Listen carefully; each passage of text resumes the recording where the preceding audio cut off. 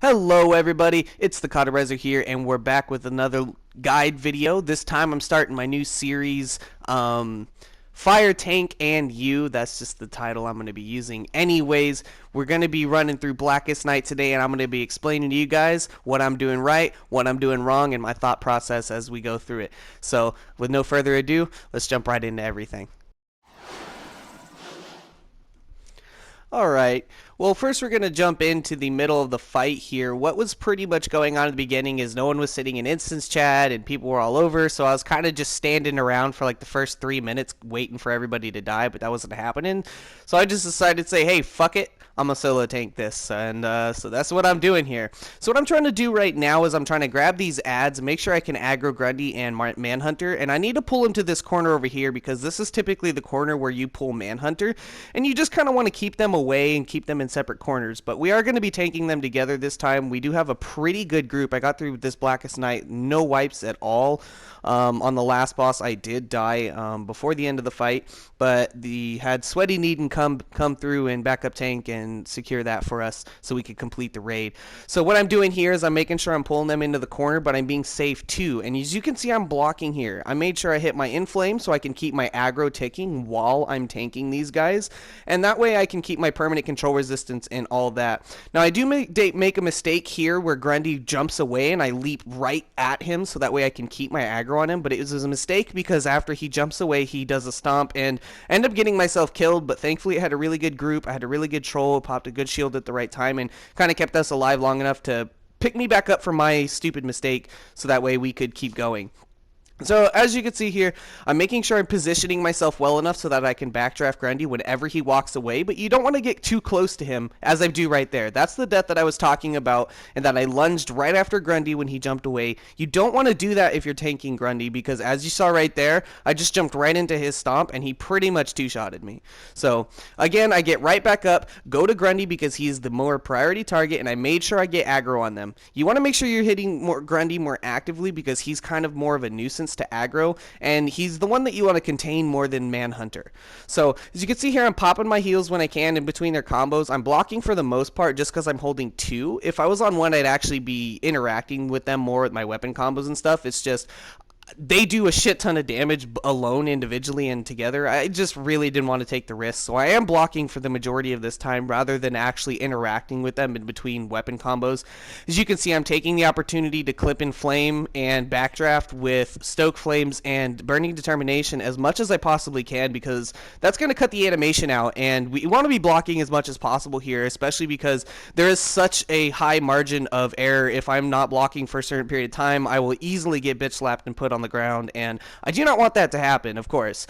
I did learn from my mistake watching Grundy jump away. As you can see, I'm not following him anymore. I learned real quick from my mistake not to do that, but I jump right on him as soon as I know his second stomp is going out, because I know that one of the stomps individually won't kill me. So I just went in there. I didn't really care that I took the damage from that hit. I knew I'd live through it.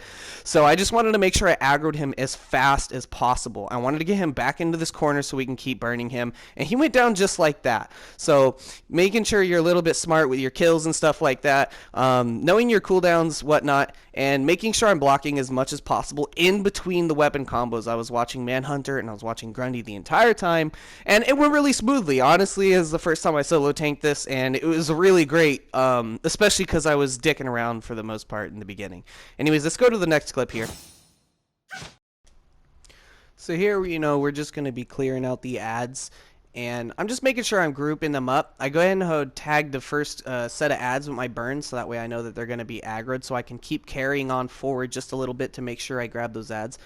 You see right there, I actually position my character around the set of the one wall of ads, so that way I can grab the other set of ads, because the 360 pulls, if there's too many ads in the way, it won't quite pull them. So like I would tell you guys in my loadout guide that positioning is very key, especially if you're only running one AoE pull. But like I said, once you're more experienced, you only really need backdraft. You can kind of see what I was talking about with that positioning right there, getting able to group those ads up and make sure everything's good. And you can also notice I'm still trying to clip backdraft with Stoke Flames or Burning Determination. If ever there's a possibility, that's what you want to do, because being as a tank, when you're not blocking, you're more vulnerable, and you just want to make sure you're spending the least amount of time in a stupid animation as possible, okay?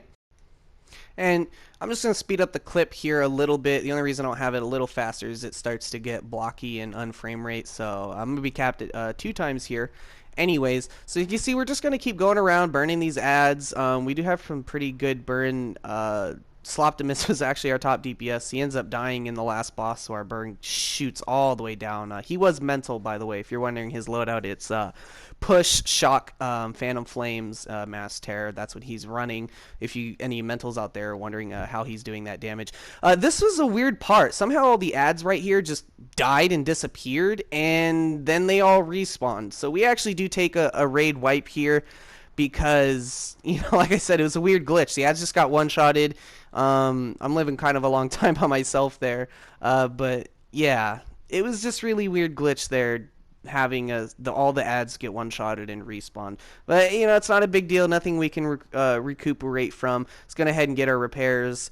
Get right back out there. We're going to be clearing from the other side now, as the right side is pretty much done. I'm going to try to be more contained with the ads that I'm pulling here, not trying to pull too many. I don't want that wipe to happen again, because I know sometimes stupid wipes on ads for a stupid mistake can cause people to get frustrated and leave. And yeah, I just need to make sure anytime that the group wipes, even regardless is my fault or not, I always try to make sure that I tank it more perfectly, so that way we can just relieve the stress and make everyone think, oh, it's okay, shit happens, it was just a wipe, something messed up, that's completely okay, wipes do happen. And it's good to try to keep your team in that mindset, because if you're making small mistakes where you guys are wiping on ads over and over, odds are the group is not going to want to stay.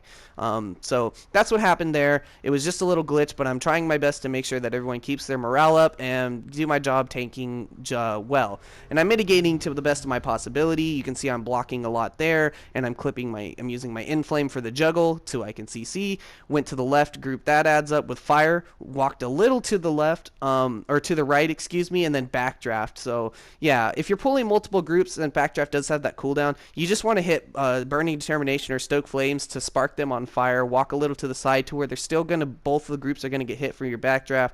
Go ahead and backdraft them together, inflame up to get them dots going and whatnot. And you can see most of the time I do use inflame. Like I was saying in my loadout guide, I have multiple options I can run here, but I just went ahead and went inflame for that reason. And here we're going to be pulling Superman. So I'm making sure I'm doing a countdown to my raid. I say I'm pulling in 3, 2, 1, and then I go ahead and pull. It's a really good habit as a tank to get in the habit of let your group know when you're pulling so they can be ready and not caught with their hand on their pants. You know what I'm saying? Sometimes someone has a drink or whatever, and people get one shot right off the bat. So I went here and I went ahead and threw my supply drop down just for the beginning. I don't really, just to kind of absorb that first brunt of the damage, because most of the time as a tank the supply drop is, unless you're good at timing it to where you take a big hit and it heals you right after, it's kind of hard to work with the supply drop as a tank. Most of the time your health and power is being filled up for obvious reasons.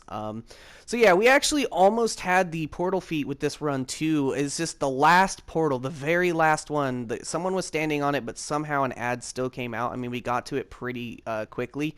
Here I'm actually spamming my crowd control resistance, and as you can see, that will not break us out. You have to just wait for that to happen. So when that happens, make sure you are blocking in the raid if you're not the tank or something and you get encased, or someone else gets encased. Make sure you're blocking. The controller had a really good shield right there too to kind of help mitigate that, because I got encased and I let him know and he went ahead and popped a shield.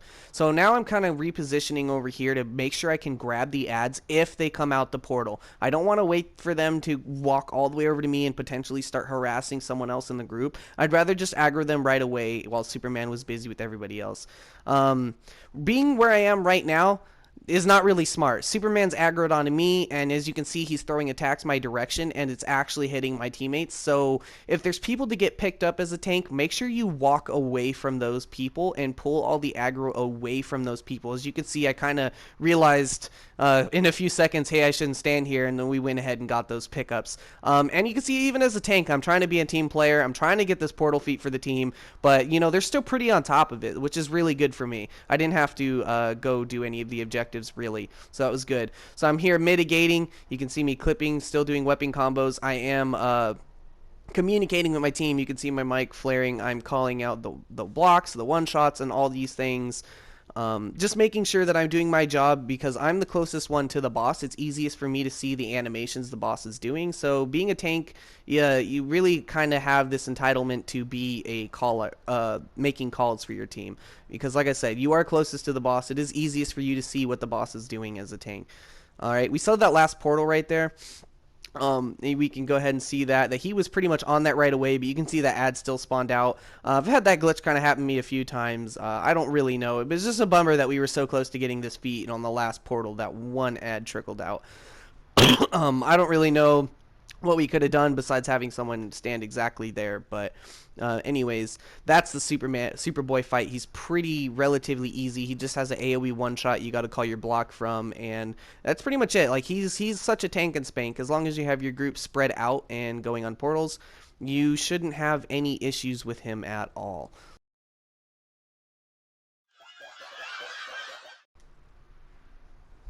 Alright, and here, since I'm going to be on Necron, you can see me switching my loadout, putting that Fireball single target taunt. I'm going to be holding Black Hand, and the other tank is going to be taking Necron. Now, I do make a little, I couldn't untarget here, so I do accidentally pull Necron in the beginning, but it's not really a big deal. It's okay if that happens. It does happen. You can't really pull Black Hand until Necron has been aggroed. His hitbox doesn't appear. So right now, we already got our aggro switched. I'm trying to stand in my position, but the what's it called? The lanterns are not really letting me get him over here, but it's okay. If you guys didn't know, as a DPS, you actually aren't really supposed to burn Black Hand. You don't really do anything. This is kind of a waiting game, waiting for the miss barrels, making sure you guys block when you need to. And you can see as I keep my camera on Necron, which is what you want to be doing, when he does his one shot, he will say it will say Necron Death Beam, just like that, right above his head.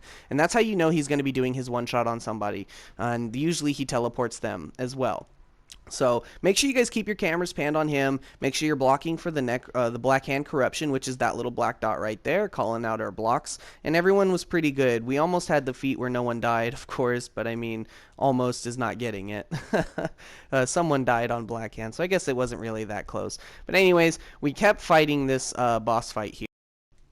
And we just kept on going with this boss fight. And as you can see, he's just kind of slowly getting burned down by the lantern leaders. You're not really supposed to be burning him. That's the controller throwing all that on him, making sure he's defense debuff. I don't know why you'd rather be damage debuffing Black Hand if you're a troll is what you want to be doing. Make sure you guys are communicating with your team. You can see where my team is all pretty much standing. They're in a safe spot away from Necron, but they're still near the mists. The healers had really good positioning as well this fight. So we're pretty much just here. I'm actually beating up on Black Hand because I'm trying to build supercharge. This is a really good opportunity to build your supercharge. Now, however, when I do die, it is because I didn't pop my supercharge. I actually got juggled in the air by Black Hand, and then Necron does his AoE, and that's what ends up killing me. I die while I'm mid-juggle, kind of like I got rage crashed. If I would have actually reacted and used my supercharge faster, I wouldn't have died, but at the same time, I didn't expect to get hit by Necron's AoE at the same time Black Hand juggled me in the air.